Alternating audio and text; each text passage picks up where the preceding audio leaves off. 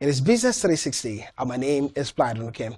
And now we'll be looking at some economic standings, especially in Nigeria. Today is Nigeria's Independence Day, at Nigeria turned 64.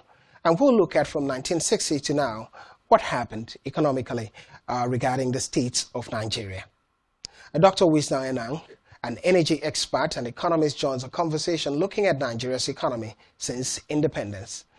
Dr. Wisdom Enang is an energy expert in that direction. Doctor, good morning.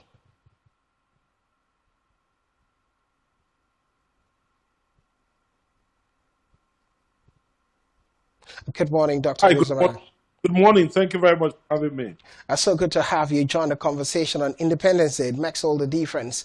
And now let's begin the conversation this way, looking at Nigeria's economy since independence. Many people have different perspectives to it because after independence, the Nigerian economy took a different toll. Early part of it seemed to be doing quite fine, but over time, many people think there are struggles in that direction. And I ask you a question. The question would be, your state of Nigeria's economy since independence?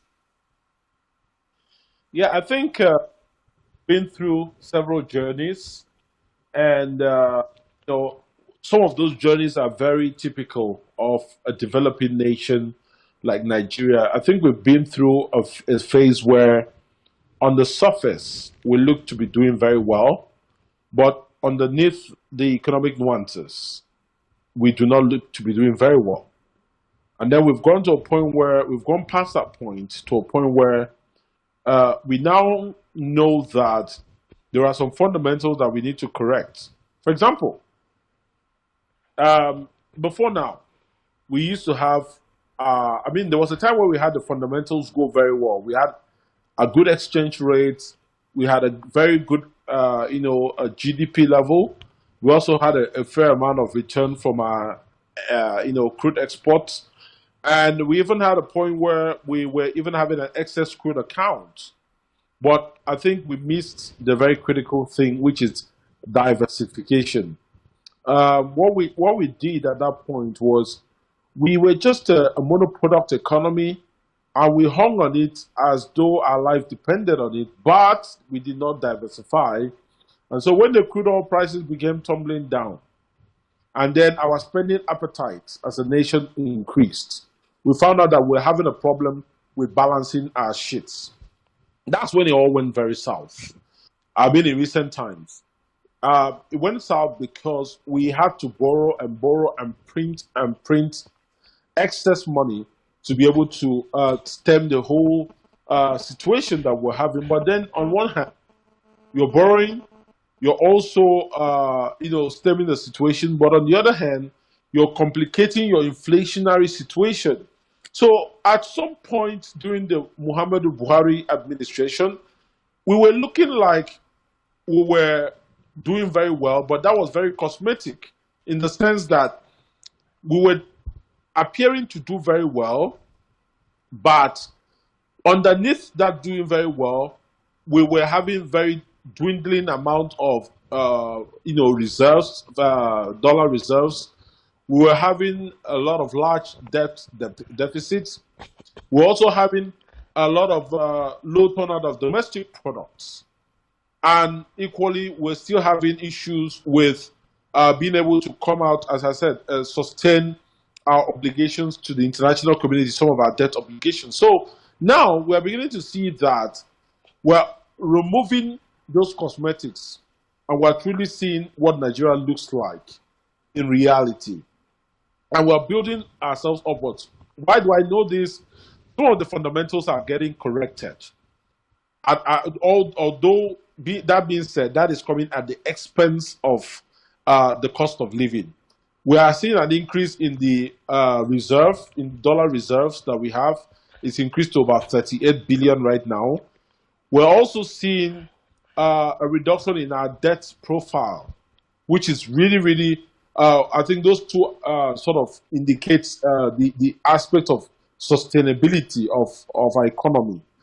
And, right now, yes, it's coming at the attendant effect of inflation, but that is something that the government needs to look at because All right. for every method that we use, there's always a counter effect on it. So that's something the government needs to correct. All right, Dr. Enang, let's look at something now. In 1960, the country's economy had expanded from GDP of $4.2 billion in 1960 to $448.1 billion in 2019, when Nigeria was regarded as the number one economy, largest economy in Africa. But there seemed to be a slowdown in recent times. What's the slowdown now? Nigeria is at number 4 at about 250-something index GDP level. And that is a concern. You've talked about different complexities. Well, devaluation of the naira, many would say, has been the biggest problem. But looking at Nigeria's GDP slumping now to number 4 in Africa, and that sounds like the big concern at a time where the presidents here are saying that they're putting in measures to help the economy. Absolutely. And, it is something that we should expect, because think about it. To solve inflation, you bring in a method that shrinks the economy. What is that method? You increase interest rates. And when you increase interest rates to shrink the economy, you find out that, yes, you'll be able to mop up excess liquidity. Right now, it's about 27.25%. You'll be able to mop up excess liquidity.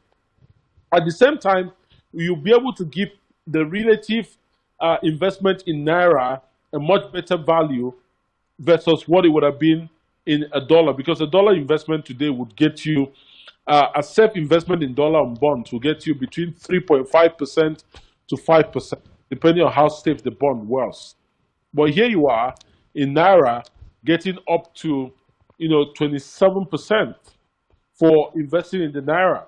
So that's quite a huge return on your investments for the Naira. But, when you look at that measure, it also comes with the attendant effect. What is our GDP? What does it even what comprises our GDP? Mm-hmm. Remember, the oil and gas sector contributes 90% to our foreign exchange earnings, but only about 15% to our GDP. That means the GDP is made up of agriculture and manufacturing. The agriculture and manufacturing sector are sectors that are quite critical. They are quite delicate. They cannot survive if you are not giving them loans at single-digit level. So if you are increasing the interest rates to a point where the interest rates are getting to almost 30%, those sectors cannot survive beyond 10%. That is explaining what has happened in. All right. Doctor, good perspective there, explaining what has happened in the economy of Nigeria and the state of it.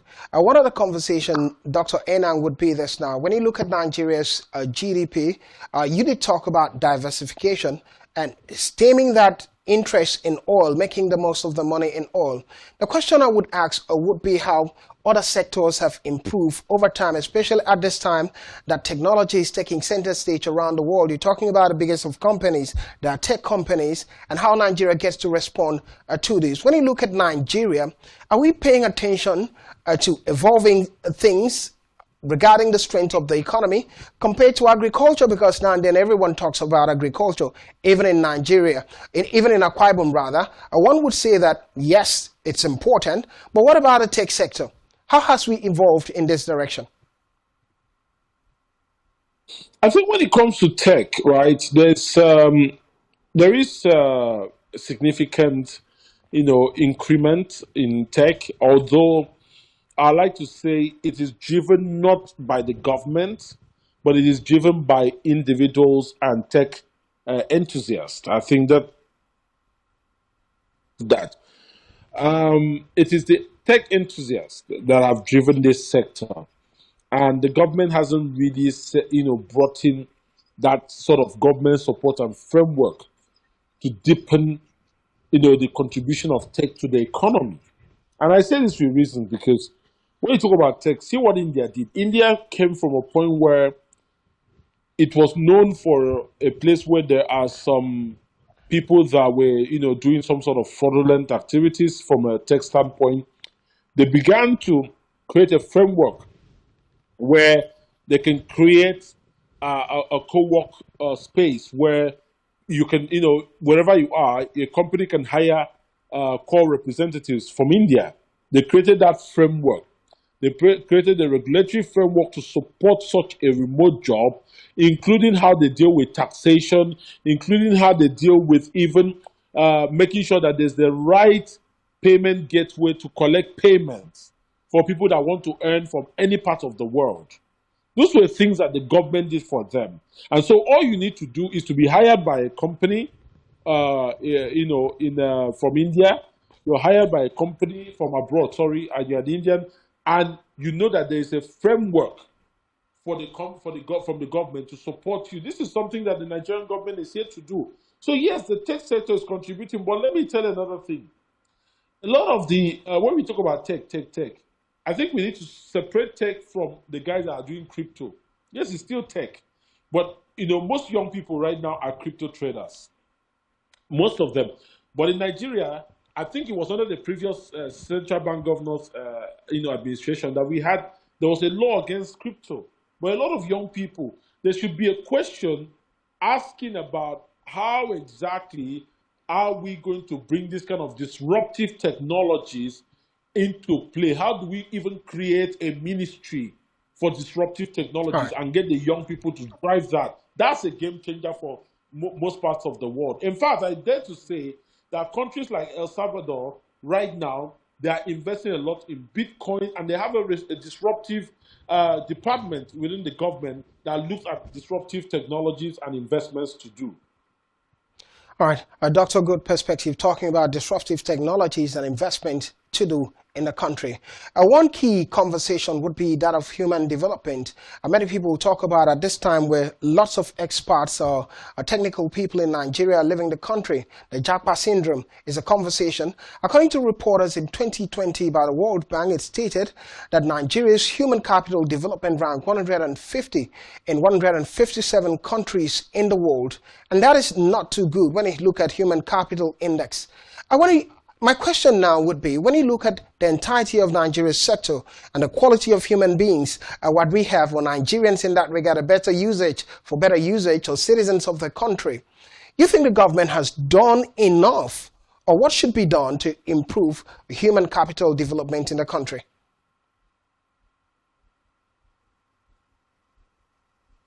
Thank you very much. Human capital development would start with our curriculum. First, I think this is the right platform for me to look at what are we trying to achieve. When I hear things like, in a world where you hear that the design of calculators are some of the final year projects for high school students in China, and you're hearing that in Nigeria, we're talking about you not attempting WAEC before 18, I think it's laughable. And I say that with reasons because we're almost going backwards. So I just so that we don't hang on that point, my question is, what is our curriculum trying to achieve? Because that's where we want to take it. For the most part, our curriculum is more like what we have a textbook answer to life. We're not allowing people to have the liberty to explore. I don't see a lot of that curriculum being stitched up with, let's say, very practical things embedded within the curriculum, at least in secondary school, so that people can have a self-discovery. What I should be hearing is we have begun to put in some very practical aspects, maybe for a year, within our secondary school curriculum, that if you think you're going to be below 18 as when you reach your final class, you can indulge there and get a more better self-discovery. I say this because this is the basis of the human capital development. Self-discovery, the competitiveness assessment. How are the person trained in Nigeria, how are they faring from an advantageous standpoint versus their counterparts in the US? I'm not talking about the environment, I'm talking about the curriculum. Because if we're doing a good job, the curriculum should give them the exposure to be able to cross-pollinate and go and function in the US. And I'm going to give you context with a very clear example. When I went to the UK, I was about to take an exam. It was, it was a thermodynamics exam, and I think I prided myself in cramming all the formulas, the Bernoulli formulas, and the Rayleigh equations, and all of that for piping and flow equation dynamics. Yeah. And that was my pride. But when I went in there, the man told me, I saw formula sheets, and I said, why have you left the formula sheets on the table? This is what I thought was our advantage.